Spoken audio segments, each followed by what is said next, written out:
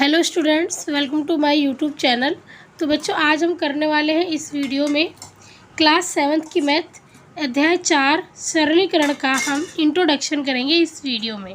ठीक है बच्चों, इसका पूरा चैप्टर मैं करवा चुकी हूँ, इंट्रोडक्शन में अभी करा रही हूँ। तो हाँ, इंट्रोडक्शन को समझना भी बहुत ज़रूरी है बच्चों, क्योंकि एक्सरसाइज करने से पहले अगर आप किसी भी चैप्टर का परिचय समझ लेते हो अच्छे से तो आपको एक्सरसाइज करने में आसानी होती है। ठीक है, तो चलिए हम करते हैं। चैप्टर का नाम है सरल समीकरण। सरल समीकरण, यह है चैप्टर का नाम। क्लास 7 का है ये। ठीक है, अध्याय 4 है ये। तो बच्चों देखिए, सबसे पहले हम इसमें क्या पढ़ेंगे। सबसे पहले हम इसमें जानते हैं व्यंजक को। ठीक है, जैसे कि एक एग्जाम्पल है यहाँ पर,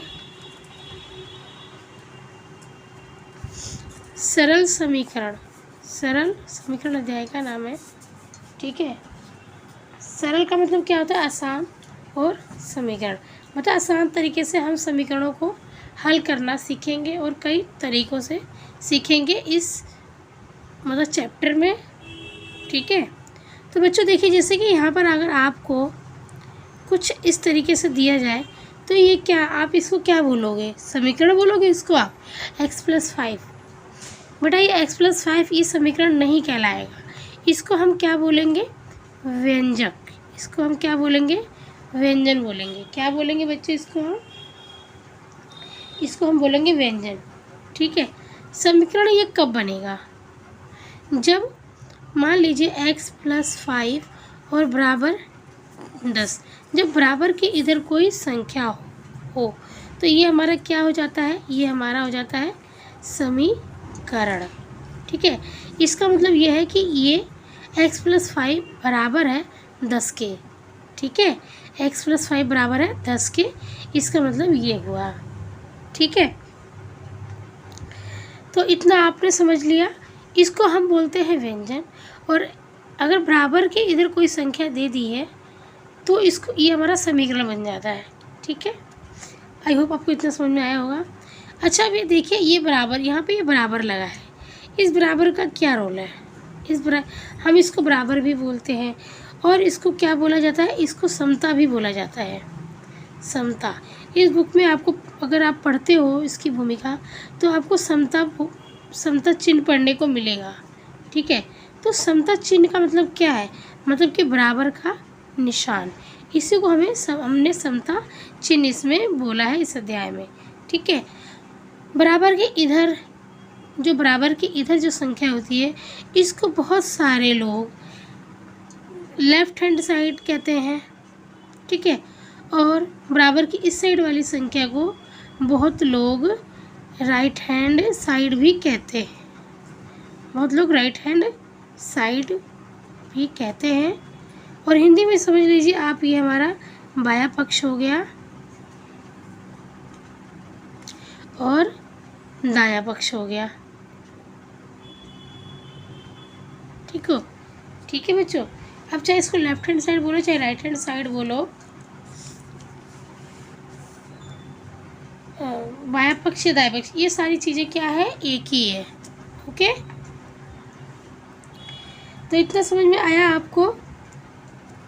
अब मतलब कुछ समीकरण इस तरीके से भी दिए होते हैं, जैसे कि समझ लीजिए 2x प्लस में y जब 7 बराबर में 6 है ना। तो इसको, ये भी समीकरण है, पर अगर ये इतना है, अगर इतने से इतने हिस्से को आप देखो तो ये हमारा क्या है? ये हमारा सिर्फ व्यंजक कहलाएगा। क्या कहलाएगा? ये हमारा सिर्फ व्यंजक कहलाएगा। ठीक है, देखिए ये हमारा चौथा चैप्टर है। देखिए समता आपको यहाँ देखने को मिलेगा।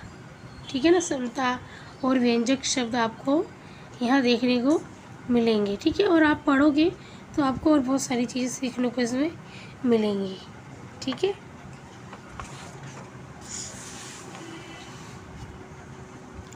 तो आपको समझ में आया बच्चों? बराबर के जो इतनी संख्याएं होती है बराबर की, इधर बराबर के मतलब बाएं पक्ष वाली, लेफ्ट हैंड साइड वाली, इसको हम क्या बोलते हैं? व्यंजक बोलते हैं। क्या बोलते हैं? व्यंजक। ठीक है। और इसको क्या बोलते हैं हम?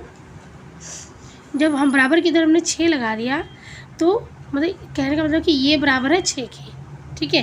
तो ये हमारा एक समीकरण बन जाता है, हमारा ये एक समीकरण बन जाता है। ठीक है। अच्छा, इसमें आपको ये x और y देखने को मिल रहे होंगे। इसमें आपको क्या, ये x और y देखने को मिल रहा है ना। तो ये x और y हमारे क्या होते हैं? ये x और y हमारे समीकरण में, इनको हम क्या बोलते हैं? इनको हम चर कहते हैं। ठीक है। क्या बोलते हैं? इनको हम चर कहते हैं। x बहुत सारे आप समीकरण में आपको देखने को मिलेगा 2x प्लस में 3y या 2x प्लस y बराबर 7। तो जो ये x y होते हैं ना बच्चों, ये हमारे चर होते हैं। और जैसे ये संख्या होती है जो 7 हो गई, 2, ये हमारे क्या होते हैं? अचर होते हैं। ठीक है। ये हमारे अचर होते हैं। और जो ये x y होते हैं ये हमारे क्या होते हैं? चर होते हैं। ठीक है।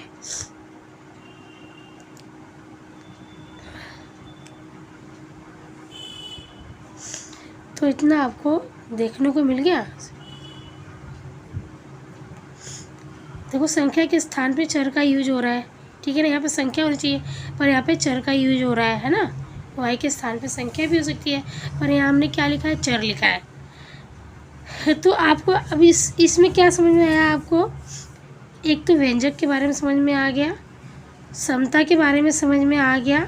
ठीक है। समीकरण के बारे में समझ में आ गया। और हम चर किसे कहते हैं इसका समझ में आ गया। ठीक है। व्यंजन किसे कहते हैं और जब समीकरण कब बनता है, कैसे बनता है, वो समझ में आ गया होगा आपको। और दायां पक्ष और बायां पक्ष, इसमें हमने, इस टॉपिक में हमने अभी तक इतना समझा।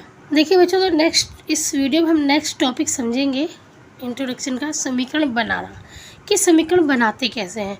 तो कुछ स्टेटमेंट, कुछ कथन है जो आपके सामने ये लिखे हुए हैं, इनको पढ़कर हम समीकरण बनाएंगे।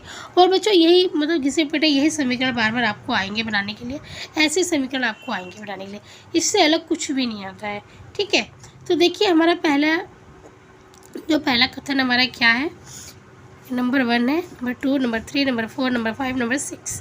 पहला क्या है? x और 4 का योग 6 है।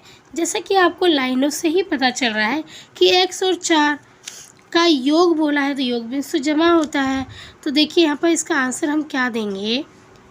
इसका आंसर है x प्लस 4, क्योंकि x और 4 का योग बोला है। x और 4 का योग कितना है? 6 है। तो हमारा ये समीकरण बन गया। इस कथन को पढ़ के हमने समीकरण बना लिया बच्चों यहाँ पे। तो इस क्वेश्चन में यही करना है, इस कथन को पढ़ना है और समीकरण बनाना है। ठीक है। तो देखिए, यदि किसी संख्या से x घटाए तो 7 प्राप्त होगा। अब जैसा कि आपको पता है कि यहाँ पे हमें संख्या नहीं दी है, हमें संख्या दी नहीं है, हमें यहाँ पे संख्या लिखनी है। तो हम चाहे आप यहाँ पे x लिख लीजिए, चाहे y लिख लीजिए, चाहे z लिख लीजिए, संख्या आप कुछ भी लिख सकते हो। मैंने यहाँ पे संख्या लिख लिया y। ठीक है।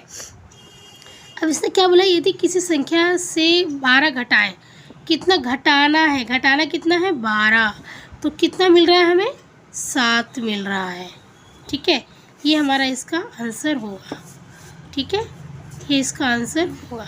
ठीक है बच्चों, किसी संख्या में से 12 घटाए तो हमें 7 मिलता है। तो इस लाइन का ही समीकरण हुआ। अब तीसरा देखिए पॉइंट, संख्या b को 5 से भाग देने पर 8 प्राप्त होता है। क्या बोला है? b को, संख्या b। तो देखिए इसका आंसर इस तरीके से हो गया, संख्या b को 5 से भाग बोला है तो भाग तो बटे में ही होगा। ठीक है। तो 5 से भाग दे दिया, हमने दिया, तो हमें कितना मिल रहा है? 8 मिल रहा है। ठीक है, हमें 8 मिल रहा है। तो इसका समीकरण कुछ इस तरीके से बनेगा बच्चों। अब देखिए, अब यहाँ पे क्या है? a का 10 गुना 70 है। अब a का 10 गुना आप समझ सकते हो कि a गुणा 10, a का 10 गुना मतलब क्या हुआ?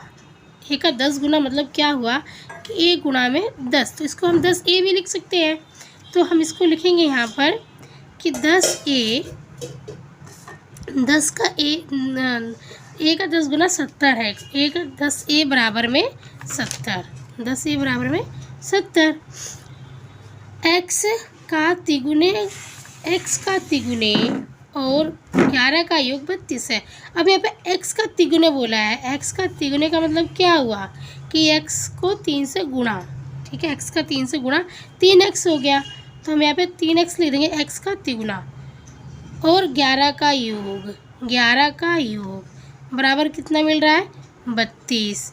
तो ये समीकरण हमारा इस तरीके से बच्चों बनेगा, ठीक है। अब देखिए अब क्या है, t का 3/4 15 है, t का 3/4 15 है, तो t का 3/4 का मतलब क्या हुआ, देखो ये हो गया हमारा, ये हो गया हमारा t, ठीक है। अब t का 3/4 तो का मतलब हो गया गुणा, t का 3/4 का मतलब हो गया गुणा। अब 3/4, 3/4 का मतलब 3/4 हमें कितना दे रहा है, 3/4 15 होता है, तो बराबर में 15, ठीक है। तो ये समीकरण हमारा कैसे बनेगा, 3t हो जाएगा, 3 का t से गुणा हो जाएगा, 3t बटे में 4 बराबर 15। ये हमारा समीकरण इस तरीके से बन जाएगा, ठीक है बच्चों। तो ये था हमारा, ये टॉपिक था हमारा समीकरण बनाना। इसमें हमने क्या सीखा, समीकरण बनाना, ठीक है बच्चों।